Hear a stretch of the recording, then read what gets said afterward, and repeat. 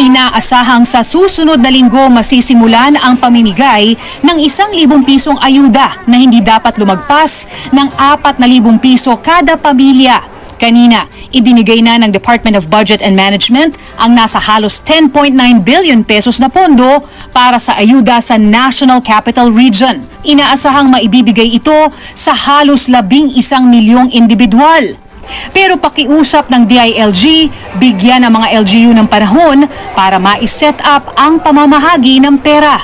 I am confident na sa susunod na linggo ay masisilimulan na po ang pamabigay ng ayuda ng ating mga local government units. So, they would need to organize their distribution teams. They would need to set up the distribution points.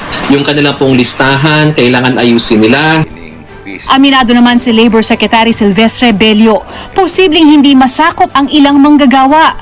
Dahil dito, nagbigay ang DOLE ng hiwalay na funding proposal sa Department of Budget para sa 2 bilyong pisong pondo, 5,000 pisong one-time cash assistance ang target ipamahagi sa 155,000 workers sa NCR, pati na sa mga manggagawa sa Region 3, 4A, 6 at 10, kumpiyansa si Bello mapagbibigyan ang hinihinging pondo. Confident na maintindihan ng ating Pangulo ang pangangailangan ng ating mga manggagawa. Hindi mo na may compare doon sa mga nagtatrabaho at kumikita ng certain salary for some period. So pag nawala yan, laking ma-imbalance as you created to them. Umaapila din ang mga umuwing OFW na isama sila sa ayuda dahil dapat ay may hiwalay na financial assistance mula OWA. Ang problema, paubos na rin ang pondong ito, kaya inaasahan din ng DOLE ang Bayanihan 3. We are slowly running out of funds for our APAP program. Humingi na kami, hopefully, sana we were hoping na mapasama sa Bayanihan 3. Suportado naman ng Kilusang Mayo 1 ang mga panawagan sa pondo ng DOLE at naniniwalang dapat pangang dagdagan ito.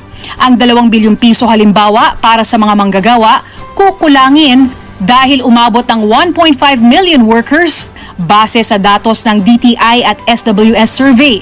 Kaya panawagan nila sa pamahalaan, ibigay na at huwag baratin ang ayuda. Maging si Albay Representative Joey Salceda na isa ring ekonomista, nagbabala na aabuti ng 1.1 million habang 405 billion pesos din ang nakikitang lugi sa ekonomiya.